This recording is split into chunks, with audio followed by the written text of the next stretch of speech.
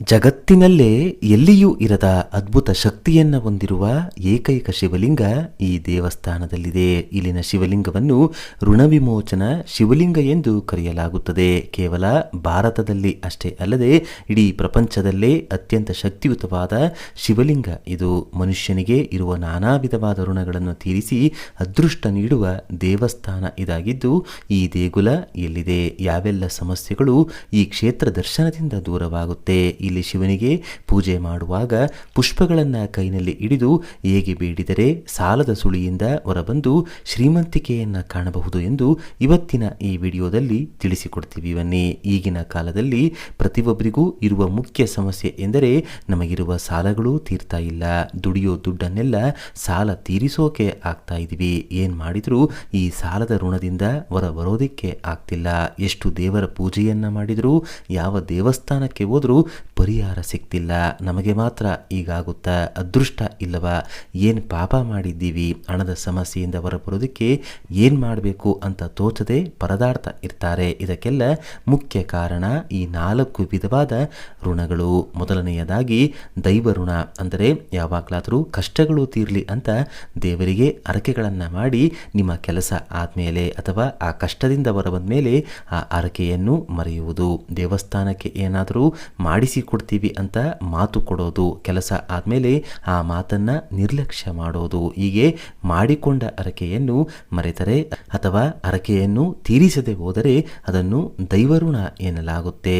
ಇದು ಕೇವಲ ಈ ಜನ್ಮಕ್ಕಲ್ಲದೆ ಪ್ರತಿ ಜನ್ಮಕ್ಕೂ ಹಿಂಬಾಲಿಸುತ್ತೆ. ಇನ್ನು ಎರಡನೆಯದಾಗಿ ಪಿತೃಋಣ, ಮರಣಿಸಿದ ಮುತ್ತಾತ, ತಾತ, ತಂದೆ, ತಾಯಿ ಇವರಿಗೆಲ್ಲ ವಂಶದಲ್ಲಿ ತರ್ಪಣ ನೀಡದೆ ಇರುವುದು, ಪಿಂಡ ಪ್ರದಾನ ಮಾಡದೆ ಇರುವುದು, ಪಿತೃ ಕಾರ್ಯಗಳನ್ನು ಮಾಡದೆ ಇರುವುದು, ಇದರಿಂದ ಉಂಟಾಗುವುದೇ ಪಿತೃಋಣ, ಅಂದರೆ ಪಿತೃಗಳನ್ನು ಮರೆಯುವುದು, ಪಿತೃ ಕಾರ್ಯಗಳನ್ನು ಮರೆಯುವುದು. ಮೂರನೆಯದಾಗಿ ಋಷಿ ಋಣ ಅಥವಾ ಗುರು ಋಣ, ನಮಗೆ ಜ್ಞಾನವನ್ನ ನೀಡುವವರು ಋಷಿಗಳು, ಋಷಿಗಳ ಋಣವನ್ನ ತಪ್ಪದೆ ತೀರಿಸಬೇಕು. ವಿದ್ಯೆ ಕಲಿಸಿಕೊಟ್ಟ ಗುರುಗಳ ಋಣ ಇರುತ್ತೆ. ನಮ್ಮ ಯಾವುದೇ ರೂಪದ ಗುರುಗಳಿಗೆ ಕಷ್ಟ ಬಂದಾಗ ನಾವು ಸಹಾಯ ಮಾಡದಿದ್ದರೆ ಅದನ್ನು ಗುರುಗಳ ಋಣ ಎಂದು ಹೇಳಲಾಗುತ್ತೆ. ಇದು ಕೂಡ ಜನ್ಮ ಜನ್ಮಗಳ ಕಾಲ ಹಿಂಬಾಲಿಸುತ್ತೆ. ದೈವ ಋಣ, ಪಿತೃಋಣ, ಗುರುಗಳ ಋಣ, ಈ 3 ಋಣಗಳು ಯಾರಿಗಿರುತ್ತೋ ಅವರಿಗೆ ಎಷ್ಟೇ ಸಂಪಾದನೆ ಮಾಡಿದರೂ ಏಳಿಗೆ ಆಗ್ತಾ ಇರೋದಿಲ್ಲ.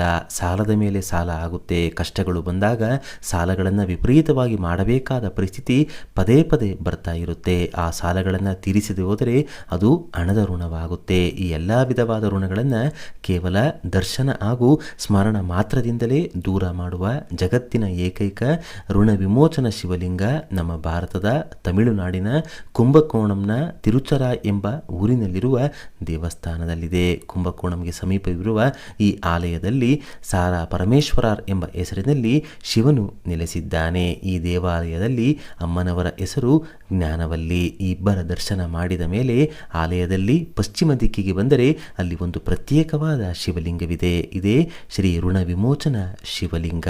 ಜೀವನದಲ್ಲಿ ಎಷ್ಟೇ ಕಷ್ಟ, ಕಣ್ಣೀರು, ದುಃಖಗಳಿರಲಿ, ಏಳಿಗೆ ಕಾಣದೆ ಜೀವನದಲ್ಲಿ ಸೋತಿರಲಿ, ಈ ಕ್ಷೇತ್ರಕ್ಕೆ ಬಂದು ಸಾರಾ ಪರಮೇಶ್ವರರ್ ಎಂಬ ಪ್ರಧಾನ ದೇವರ ದರ್ಶನವನ್ನ ಮಾಡಿ ನಂತರ ಋಣ ವಿಮೋಚನ ಶಿವಲಿಂಗದ ದರ್ಶನವನ್ನ ಮಾಡಿದರೆ ಸಾಕು, ಜನ್ಮ ಜನ್ಮಗಳಿಂದ ಬಂದ ಋಣಗಳು, ಈ ಜನ್ಮದಲ್ಲಿ ಇರುವ ಎಲ್ಲ ಋಣಗಳು, ಹಣದ ಋಣಗಳು ತೀರಿ ಹಣದ ಅದೃಷ್ಟ ಬರುತ್ತೆ. ಶಿವಾನುಗ್ರಹದಿಂದ ಶಿವ ದರ್ಶನ ಮಾಡಿದ ದಿನದಿಂದಲೇ ಜೀವನ ಬದಲಾಗುತ್ತಾ ಹೋಗುತ್ತೆ. ಪ್ರತಿ ಸೋಮವಾರ ಇಲ್ಲಿ ಋಣ ವಿಮೋಚನ ಶಿವಲಿಂಗಕ್ಕೆ ಅಭಿಷೇಕವನ್ನ ಮಾಡಲಾಗುತ್ತೆ. ಅಭಿಷೇಕ ಮಾಡುವ ಮುನ್ನ ಅಲ್ಲಿನ ಅರ್ಚಕರು ಭಕ್ತರ ಕೈನಲ್ಲಿ ಕೆಲವು ಪುಷ್ಪಗಳನ್ನು ಕೊಟ್ಟು ಅಭಿಷೇಕ ಪೂರ್ತಿ ಆದ ನಂತರ ಆ ಪುಷ್ಪಗಳನ್ನು ಶಿವಲಿಂಗಕ್ಕೆ ಅರ್ಪಿಸುತ್ತಾರೆ. ಇದರ ಅರ್ಥ ಏನೆಂದರೆ ಅರ್ಚಕರು ನಮ್ಮ ಕೈಗಳಿಗೆ ಹೂಗಳನ್ನು ಕೊಟ್ಟಿದ್ದಾರೆಂದರೆ ಅದು ನಮ್ಮ ಋಣಗಳ ಸಂಕೇತ, ಮತ್ತೆ ಅದೇ ಹೂಗಳನ್ನು ನಮ್ಮಿಂದ ಪಡೆದು ಶಿವನಿಗೆ ಅರ್ಪಿಸಿದ್ದಾರೆಂದರೆ ಅದು ನಮ್ಮ ಋಣಗಳನ್ನೆಲ್ಲ ಸಾಕ್ಷಾತ್ ಪರಮೇಶ್ವರನ ಪಾದಕ್ಕೆ ಅರ್ಪಿಸಿ ತಪ್ಪಾಯಿತು ಎಂದು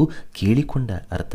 ಇದರಿಂದ ನಮಗಿರುವ ಋಣಗಳೆಲ್ಲ ತೀರಿ ಹೋಗುತ್ತೆ. ಜನ್ಮ ಜನ್ಮ ಜನ್ಮಗಳಿಂದ ಬರುವ ಕಷ್ಟಗಳೆಲ್ಲ, ಋಣಗಳೆಲ್ಲ ಸಮೂಹವಾಗಿ ನಶಿಸಿ ಹೋಗುತ್ತದೆ ಎಂಬ ಅರ್ಥ.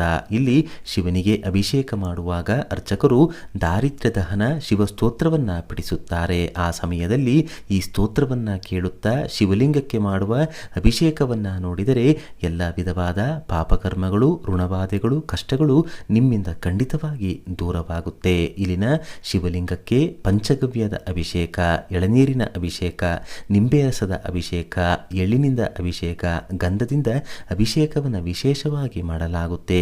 ಈ ಅಭಿಷೇಕದ ದರ್ಶನವನ್ನ ಮಾಡಿದರೆ ಅದೆಷ್ಟೋ ಸಮಸ್ಯೆಗಳು ಕಳೆದು ಅಖಂಡ ಪುಣ್ಯಫಲ ಲಭಿಸುತ್ತೆ. ಈ ಋಣ ವಿಮೋಚನ ಶಿವಲಿಂಗದ ಮತ್ತೊಂದು ಶಕ್ತಿ ಹಾಗೂ ವಿಶೇಷತೆ ಏನೆಂದರೆ, ಪ್ರತಿ ವರ್ಷ ಮಾಘ ಮಾಸದಲ್ಲಿ 13ನೆಯ ತಾರೀಕು, 14ನೆಯ ತಾರೀಕು ಹಾಗೂ 15ನೆಯ ತಾರೀಕು 3 ದಿನ ನಿರಂತರವಾಗಿ ಸೂರ್ಯನ ಕಿರಣಗಳು ಶಿವಲಿಂಗದ ಮೇಲೆ ನೇರವಾಗಿ ಬೀಳುತ್ತೆ. ಅಂದರೆ ಸಾಕ್ಷಾತ್ ಸೂರ್ಯದೇವರೇ ಸ್ವಯಂ ಶಿವಲಿಂಗಕ್ಕೆ ಪೂಜಿಸುವುದು ಎಂದರ್ಥ. ಸ್ಥಳೀಯರು ಈ ಕ್ಷೇತ್ರದಲ್ಲಿ 11 ವಾರಗಳು ಶಿವಲಿಂಗಕ್ಕೆ ಅಭಿಷೇಕವನ್ನ ಮಾಡಿಸಿ 11ನೇ ವಾರದೊಳಗೆ ಸಾಲೆಗಳೆಲ್ಲ ತೀರಿ ಶಿವಾನುಗ್ರಹ ಪ್ರಾಪ್ತಿಯಾಗುತ್ತೆ ಎಂದು ಹೇಳುತ್ತಾರೆ. ಈ ಕ್ಷೇತ್ರದಲ್ಲಿ ರಾಹುಕಾಲದಲ್ಲಿ ದೀಪಾರಾಧನೆಯನ್ನ ಮಾಡಿದರೆ ನವಗ್ರಹ ದೋಷಗಳು ಕೂಡ ದೂರವಾಗುತ್ತೆ. ಮಾರ್ಕಂಡೇಯ ಮುನಿಗಳು ಈ ಶಿವಲಿಂಗವನ್ನು ಪ್ರತಿಷ್ಠಾಪನೆ ಮಾಡಿಸಿದ್ದಾರೆಂದು ಹೇಳಲಾಗುತ್ತೆ. ಒಂದು ಸಲ ಈ ಶಿವಲಿಂಗದ ದರ್ಶನವನ್ನ ಮಾಡಿ ಜೀವನದಲ್ಲಿನ ಎಲ್ಲ ಋಣಬಾಧೆಗಳಿಂದ ಮುಕ್ತರಾಗಿ. ಮತ್ತೊಮ್ಮೆ ಈ ದೇಗುಲದ ವಿಳಾಸ ಹಾಗೂ ಹೆಸರನ್ನು ತಿಳಿಸುವುದಾದರೆ, ಶ್ರೀ ಸಾರಾ ಪರಮೇಶ್ವರರ ದೇವಸ್ಥಾನ ತಮಿಳುನಾಡಿನ ತಂಜಾವೂರು ಜಿಲ್ಲೆಯ ಕುಂಭಕೋಣಂಗೆ ಸಮೀಪವಿರುವ ತಿರುಚರಾಯ್ ಎಂಬ ಊರಿನಲ್ಲಿದೆ. ದೇಗುಲದ ಸಮಯ ಒಂದು ಬೆಳಿಗ್ಗೆ 6:30ರಿಂದ ಮಧ್ಯಾಹ್ನ 12 ಗಂಟೆ. ಇನ್ನು ಸಂಜೆ 4 ಗಂಟೆಗೆ ದೇವಸ್ಥಾನ ತೆರೆದರೆ ರಾತ್ರಿ 8 ಗಂಟೆ ಅಥವಾ 9 ಗಂಟೆಯ ತನಕವೂ ತೆರೆದಿರುತ್ತೆ. ಸುಮಾರು 1500 ವರ್ಷಗಳಿಗಿಂತಲೂ ಹಳೆಯದಾದ ಈ ದೇಗುಲಕ್ಕೆ ಜೀವನದಲ್ಲಿ ಒಮ್ಮೆಯಾದರೂ ಭೇಟಿ ನೀಡಿ ನಿಮ್ಮ ಊರಿನಲ್ಲಿರುವ ಇಂಥದ್ದೇ ವಿಶೇಷ ದೇಗುಲದ ಬಗ್ಗೆ ನಮಗೆ ಮಾಹಿತಿ ನೀಡಿ. ಈ ವಿಡಿಯೋಗೆ ಒಂದು ಲೈಕ್ ಕೊಟ್ಟು ಓಂ ನಮಃ ಶಿವಾಯ ಅಂತ ಬರೆದು ಪ್ರತಿಯೊಬ್ಬರಿಗೂ ಈ ವಿಡಿಯೋನ ಶೇರ್ ಮಾಡಿ. ಮುಂದಿನ ಬಾರಿ ಮತ್ತೊಂದು ಇಂಥದ್ದೇ ವಿಶೇಷ ದೈವ ಮಾಹಿತಿಯೊಂದಿಗೆ ನಮ್ಮ ದೇಗುಲ ದರ್ಶನ ಕರ್ನಾಟಕ ಚಾನೆಲ್ ಮೂಲಕ ಭೇಟಿಯಾಗೋಣ. ಧನ್ಯವಾದ ಸ್ನೇಹಿತರೆ.